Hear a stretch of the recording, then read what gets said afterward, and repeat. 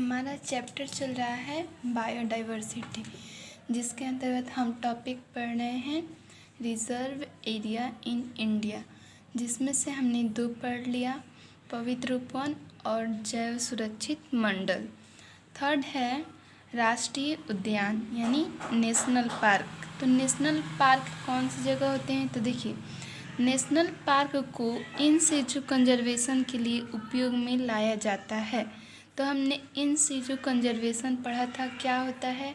तो ये जैव संरक्षण का एक टाइप है, जिसके अंतर्गत जीवों को संरक्षित किया जाता है और उन्हीं के वास स्थानों पर संरक्षित किया जाता है। तो नेशनल पार्क को इन सिचु कंजर्वेशन के लिए उपयोग में लाया जाता है। नेशनल पार्क में बाहरी हस्तक्षेप की आज्ञा नहीं दी जाती है, यानी कि दूसरे लोग उसमें कोई गतिविधि नहीं कर सकते हैं। ठीक है, यहाँ घास चराना, वन लगाना या कोई फसल उगाना मना है।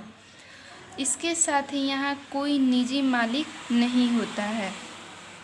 ठीक है, ये राष्ट्रीय उद्यान होता है, तो इस पे किसका हक होगा? तो इस पे राष्ट्र का होगा, राष्ट्र के अनुसार होगा जो भी होगा। और हम देखें तो पूरे भारत में कुल 85 नेशनल पार्क हैं और भारत का सबसे पहला राष्ट्रीय उद्यान है हैली नेशनल पार्क, जो 1936 में बनाया गया था, जिसको फ़िलहाल या हम वर्तमान में जिम कॉर्बेट नेशनल पार्क के नाम से जानते हैं। तो ये था राष्ट्रीय उद्यान। 4th है हमारा पशु विहार। तो जिस तरह हमने बाकी सारे टॉपिक पढ़े, उसी तरह पशु विहार भी क्या है? तो ये एक रिजर्व्ड एरिया है। तो इसके अंतर्गत यह वह पर्यावरणीय प्राकृतिक क्षेत्र है जिसमें प्राणियों को सुरक्षित रखने का प्रबंध होता है। अभी तक जितना भी हमने पढ़ा, उस सब में ही क्या होता है? प्राणियों को सुरक्षित रखने का प्रबंध होता है। सेंचुरी में प्राणी जाति की रक्षा की जाती है और निजी मालिकाना अधिकार तथा लकड़ी को काटना, कुछ वन्य उत्पादों को इकट्ठा करना, इसकी इजाज़त तभी दी जाती है जब तक कि जंतुओं को कोई हानि न हो।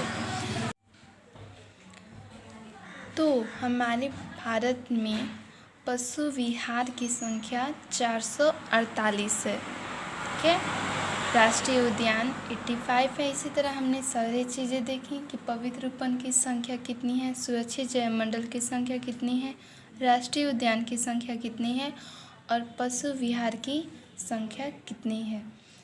इस तरह हम देख सकते हैं कि अलग अलग तरीक़ों से यहाँ पे संरक्षण किया जाता है। जी।